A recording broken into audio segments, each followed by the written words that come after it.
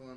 All right, this is episode 18 of the Backyard Therapy. How it go? How it go? How's everybody going? Thanks for coming by. Mm-hmm. We got more guests as usual. Yes. Here Very I special am. guest. Guests. Oh yeah. Guest. She may not have to introduce herself, but that's Yeah, so this is Crystal Loren. How's everyone doing during this pandemic? Okay. the Pandorama, Yeah, the panoramic. the Panda Express. the pandemic. Mm-hmm. A lot of people were not good during it, Ew. Yeah, but very unfortunate. Mm-hmm. that's among one of the things we wanted to talk about today. Yeah. But let's start with DMX, right? That dude, Ah. he kind of passed away recently. I think he passed away kind of last week, but They didn't. You think they tried to just keep it on the? Well, there was a whole thing where people thought he died, and then I think his team or something came out and they were like, no, he didn't die. And then literally like the day after, they announced that he had died. So I don't know what was up with that. yeah, it's weird communication because we mentioned on the last show we did where that he died, but after we recorded that, I looked at it and there were more articles talking about he's not actually dead, he just in a coma, which is more or less. Brain dead, basically. Like I mean, that's what he was. That's what you were saying. Yes. And up until today's Sunday, up until about Thursday or Friday, there was a lot of hope being held out, I guess, throughout the world that he would bounce back. Rough Riders, his crew. Mm-hmm. His family requested that everybody come to the hospital. They came through on their bikes to represent. Hold on, what do you mean everybody? You mean everybody in the world? Not his supporters, No, okay. but Rough Riders. They've been a thing. Eve from back in the day, popping bikes and stuff in New York. They kind of, in my opinion, they started a whole movement over here. Because remember we had the Rough Riders gang group over here. That was actually spawned from New York. Well, we know Bahamians like to imitate. Of course. Americans at almost So they- almost every turn. So they showed up. Lisa Bloom was out there reporting, and so what I saw was that Who's that? Lisa Bloom, she's like a hip hop reporter. Any type of like legal issues that hip hop is dealing with, whether it be assault, sexual abuse, whatever, she's coming to represent people who most other attorneys wouldn't represent. And she's doing a good job, so she's respected. So people are reporting that he was dead.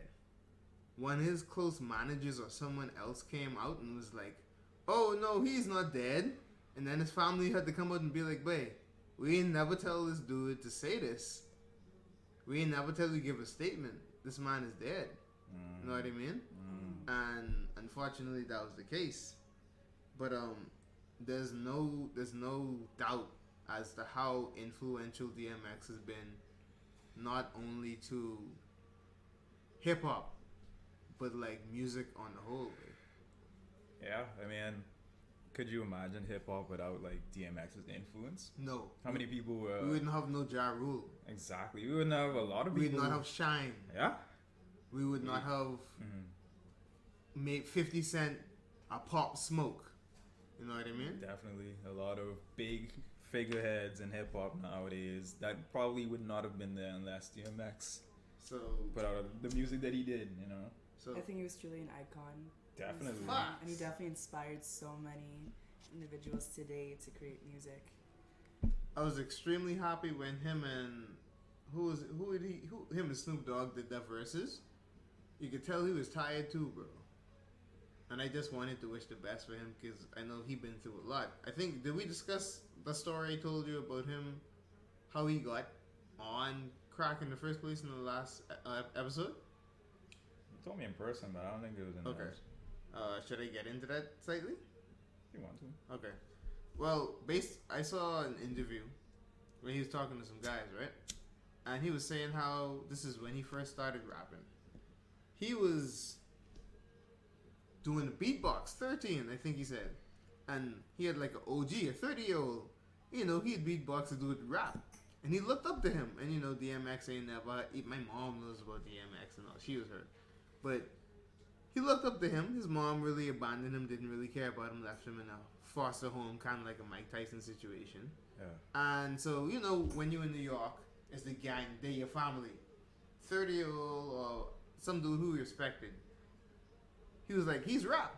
So one day he's like, I beatbox, you rap. And then DMX rapped it. Yeah. And when he was telling the story, he's breaking down because he's getting to what it is. And he was like, you know, he's 13. You know how impressionable kids are. Yeah. Everybody passing it. Somebody roll up a joint, dude come through, pass the joint around. He was like, nah. And then the dude made him hit it. And then he was like, once he hit it, that was like, boom. Because he laced it with crack. So basically, DMX, that wasn't even his fault. We would not have the DMX that we have. Maybe music-wise, he may have been a whole different type of man. But because that older influence laced him with crack, he never was the same after that. And I find that fucked up. All right. So you think, like, in some ways, so what you're saying, like, in some ways, like, crack kind of helped him get into the position. I mean, it's hard to say because, like you know, that. we don't have no sight into like the multiverse, Yes. but you don't think he would have been as prominent as he was nowadays or even before he died if he didn't take crack? Let me clean that up before, you know, people try to kill me. I love DMX. I used to listen to DMX when I was a kid. I had all the CDs cursing.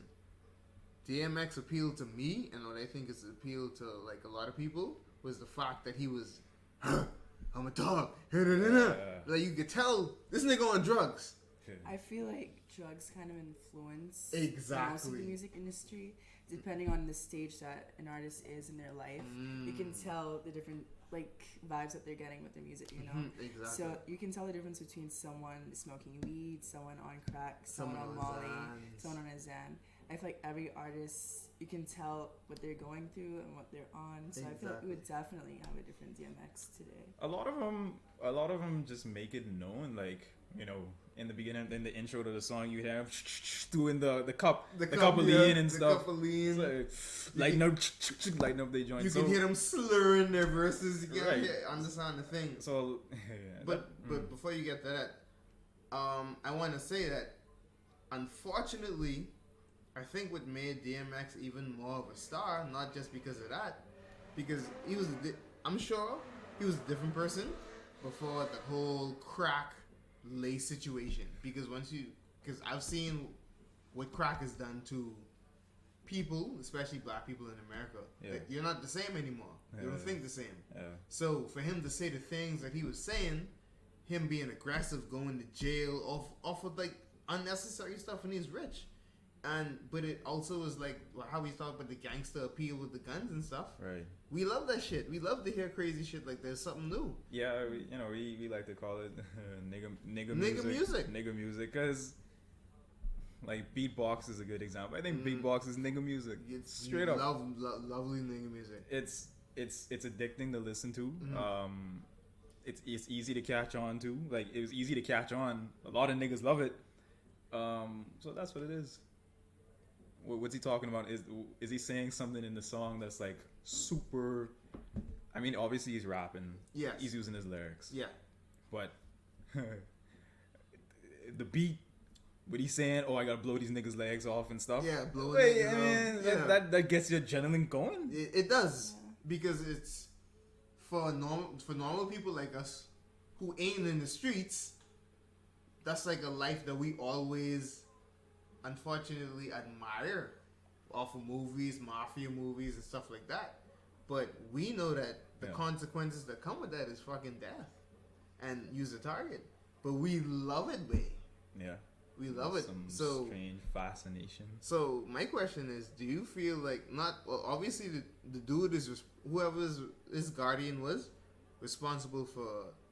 somewhat responsible for how he turned out. Do you think that we are now, by consuming this constantly, do you think we're helping influence this type of destructive nature with drugs, guns, shooting, killing? Yes. Where do you think we're going for? Do you think it's gonna stop? Do you think it's always gonna be a thing? What do you think? I don't think it's gonna stop. I don't want it to stop. I ain't gonna. I love it too much because I love music, but it's expression. Yeah, music. I don't think like this wave of like hip hop, trap, rap.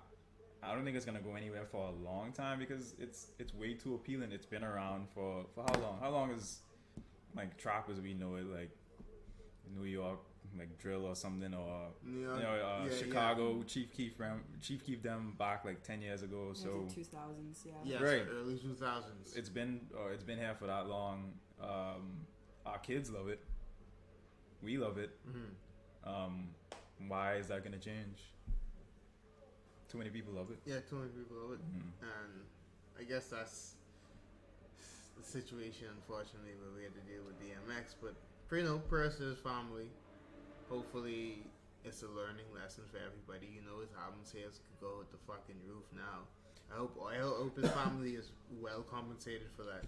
Yeah, I see. Like, didn't Beyonce and Jay-Z buy all of his royalties or something?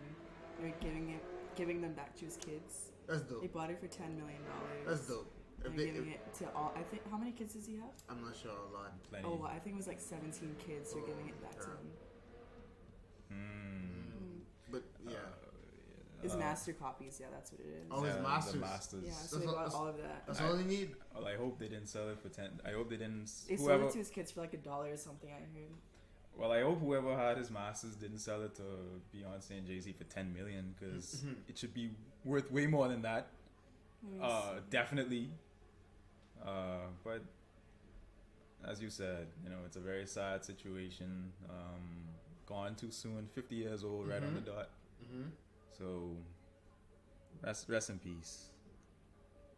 You'll be missed. Yeah, for sure. For sure.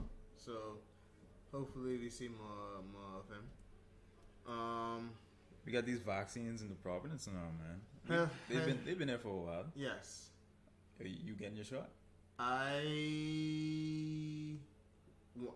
gonna go away and get hopefully the Moderna or the Pfizer one. Because I've not been hearing too many good news about the AstraZeneca one. What about you, Crystal? Personally, honestly, I'm not sure. For me, it's more of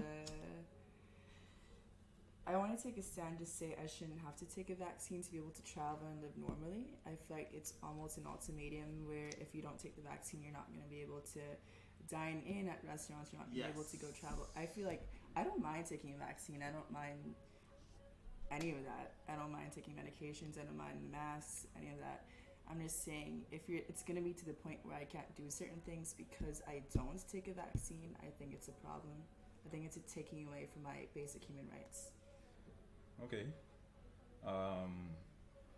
I definitely am gonna take the vaccine, and I think either yesterday, maybe even the beginning of this week, last week, the Prime Minister he sort of put out like, hey, all you retail workers, you can go and get it now. You could apply to like receive a vaccine. I was very intrigued from that. I think I'm gonna apply. I'm just gonna apply just for the fact. I mean, yeah, the worst I've heard from it, and you could tell me if any of you have heard worse, but the worst I've heard from it is like, you know, pain in the arm, maybe numbness. You can't lift it for like an hour or two, maybe. Sickness. Right. Yeah. I mean, I don't know. Maybe people forget fast because I do remember I was young enough. I was young enough to remember, but not to forget the fact that, you know, I've taken vaccines in my life. That's how it is. Maybe like this, the one that we have, the Spitzer, is like the cheaper version, so it would have. I mean, I don't know how that works exactly, but maybe it would cause more pain because it's not like the more refined version, or maybe it's not the latest, best. Right, the best defense against it. But I'm gonna take it as soon as I could because Me too. Something we're gonna get into in a little bit. These rising cases of COVID recently in the Providence. About 5 days ago it was like 35 reported cases. About 2 days ago it was like 45, and then yesterday it was like 53. A lot of people trying to figure out if this is like the alleged third wave that's sweeping into like the third wave of COVID that people are talking about. Could be. They haven't talked about the fifth wave. But just joking. whatever wave it is, I ain't interested in catching it. Mask is, I mean, I haven't caught COVID yet, as far as I'm concerned. So whatever I've been doing, like the sanitization, the mask, that's working so far. But how long is it gonna work for? I don't feel like suffering. Exactly. I don't feel like suffering needlessly, and we need to move forward, boy. I'm gonna touch on what Crystal said earlier. You know, it a lot of people could see it as like a taking away of, you know, basic human rights. But on the other hand, you could look at it as you could be taken away with my ability to do anything if you spread this to me. Exactly. But I'm just saying that's like two ways to look at it. But I feel like we also have to remember that you still have a high chance of still getting COVID after you get the vaccine. You can still spread it with or without it. And that's so exactly. That's why I, instead of the Moderna one, because I've done a bit of research on it, the Pfizer and the AstraZeneca, the Pfizer and the Moderna one, they've been highly more effective with that. When you get those, you can literally go outside without your mask now. So, you said you would travel away to get yours. Yes. You could do that? Yes. Okay. We can leave. We have to get the COVID test first, and then we can leave, and then you can get it over there. So how do you have to apply to like the local government or something? Yeah, you probably have to set it up like that. But I'm gonna do more research on it because my uncle was telling me about it, and I know a couple of people over here who's done that, who's traveled to get it. I figured they would have tried to keep the vaccines for their citizens, you know, to kind of keep it in that circle. I'm surprised that they would let foreigners do that. That's great. I'm a little surprised too, honestly, because like, has the U.S. implemented that travel ban yet? If you haven't received the vaccine, or is that just talk? I think it's just a test for now and like certain type of quarantines, but I don't think they enforce it fully yet. Okay, I mean. That would be nice if you can go, if you could actually travel to get a better what more people like recommend that would be a better shot of the vaccine. Exactly. That'd be cool. Without a doubt. COVID in New Providence. So, like I touched on before, rising cases out the wazoo. Like, supposedly this third wave coming down. Yes. Yet we still have people like beating the park, not the parks. The beach is dead, but they beat the beach so the bad. parties. I live above a party, and they be there every night. Every night. I mean, sure, you can hear it now. Yeah. I mean, how feasible is it? I ain't no type of dude to be going to parties and stuff at this point in my life. How feasible is it to like be in an environment like that and still withhold like COVID regulations? Personally, I feel like the young adults, I would say ages 18 to like 20 or even like 35-ish, the majority that I've seen doesn't really care. I feel like they're very reckless. I feel like just because you don't care about your safety doesn't mean that you shouldn't care about people around you. Because most of these people either still with their parents, their grandparents. Definitely. God knows who they can affect, you know? Definitely. So I feel like it's very reckless and inconsiderate on their part. That's facts. I think that they don't care, and I think that Bahamians, because they're like, oh, this ain't the U.S., we got it under control. We don't. They won't go party. They tired of being locked up. That just goes to show like we ain't used to like discipline. And until people start dying off in droves. That's a fact. We are not a disciplined society. Definitely. We just keep taking advantage of it, and then they was on travel, and then wonder why, and then come back with it, and then be like, oh, and then they won't blame the government. The thing that I don't like about the humans is that someone can tell them to do something, they get mad when they get the repercussions of not listening. Yeah. No. Someone telling you to do something, you get mad. You say, "Oh, you should have told me to do this and the next differently." It's always like something to complain about, you know. Definitely. So. Like when we were on lockdowns, I think that would be a good example of that. It's like, you know, of course that was when, you know, COVID was first happening. I guess we were a bit ignorant as to, you know, how exactly it was spreading and how to prevent via mask and social distancing. But I kind of forgot my point. But at the same time, It's okay, we all get brain yeah.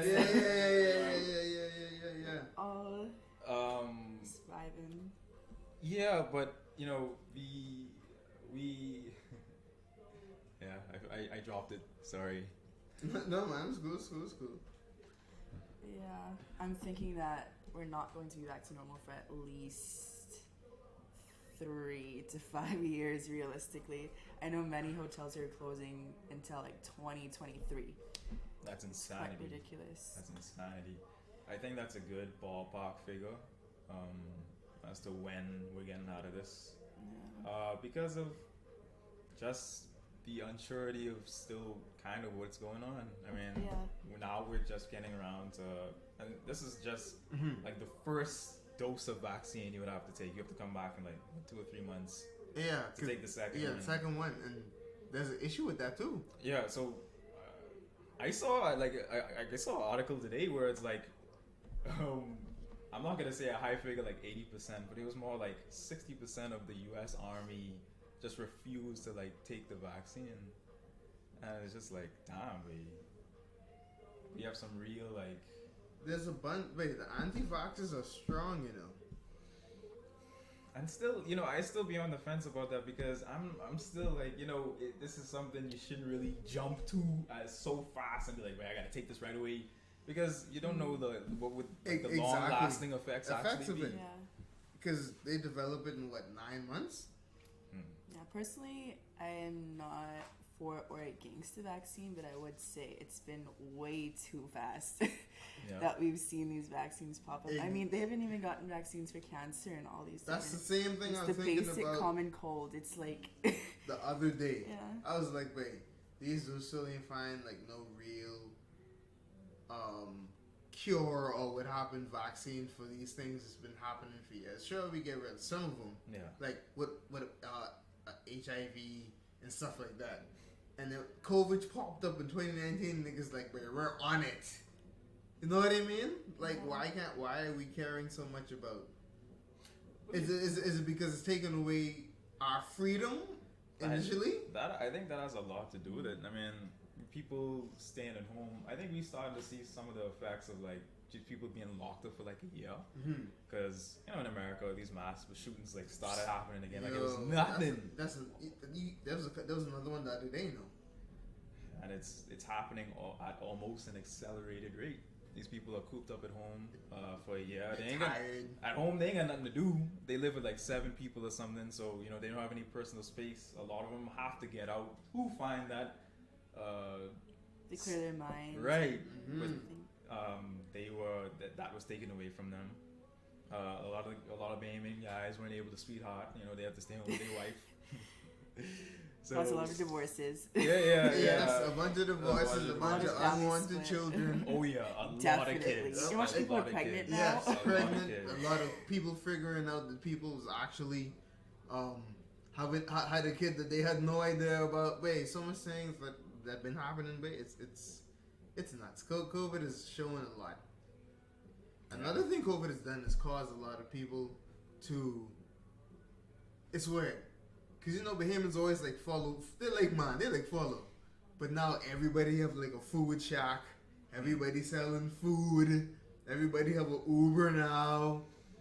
Wait, you know what I mean? I was talking about this with Alden the other day. Yeah. And he stated his opinion, and I'm sorry if I got it wrong if he's listening. Yeah. But his opinion was more so like, he was a little bit perplexed as to a lot of these like little, as you said, little people cooking dinners, and no business license. this is insanity. Yeah, and no business license. Just no regulations. No regulation. No regulations. I mean, just free balling everything. I was at work when this COVID thing was going on. Yeah. I work in a food store, so that stayed open. People, how many people were like walking around like selling like their sister food and stuff. And I mean, some of them I indulged in, just to help people. And then we didn't have a choice because places was Wendy's them was closed. Right, yeah, a lot of places were closed, so we didn't have too much of a choice. But you'd get the food, and it's just like, buy this ain't cook or buy this sucks. The cleanliness of it. Right. People don't even know how to cook. Exactly. They just have a pot, a is. pan, some rice, some seasonings, and they just sold it to They people. sold it to you $12. There was a time when I was working in COVID. This is when we were opening the store for Miniso. Yeah. We were doing basically building inside. Wendy's closed. We couldn't get anything, food basically. So we had a guy there. I'm gonna call his name because he called him my boy Chio. Yeah. And he knows a lady off of East Street who sells some food or whatever. We used to call her mom. So we used to go to her and get food from there. But we used to be paying like $10 and then it was like a little bit of food, but and I'm like, ah. So he's like, oh, there's this girl he was talking to who worked at Paradise Island. And then she got laid off, so she started selling food. Her plate was like $15. They come in the like the little clear plastic containers. Right. It was some weird shit inside. It tasted horrible, babe. Yeah. The chicken wasn't cooked. It wasn't even rice. And like whatever solid, it was cold and hot at the same. The chicken was cold. Yikes! Like, but the rice was cold. But the salad with the lettuce and onions and shit was hot. Yeah. And it smelled weird. Yeah. And I'm like, wait, never fucking again. It smelled like it was sitting out or something. And she's selling it for like $12 to $15, babe. And I was like, babe, this can't be life, babe. I mean, I'm down for like people, trying to hustle during, you lost your job, so you have to make something happen. Shout out to the Coconut Boys and stuff. You see them on the street. Yeah, making the way, but anyway. But I don't know, man. I feel like I love supporting friends, Bahamians. I love supporting people in general, but if you're not making that much sense, I'm sorry. I feel like I would more so want to give you advice on something else that you can do. Exactly. Yeah. But I'm never going to say, oh yeah, your food's... Can I curse on here? Yeah. Your food's fucking amazing. Like, I can never do that. I don't do that. I can't cut up with that. You will not see me ever again. I feel like the Bahamas has so much natural resources that we could have been gaining from, though.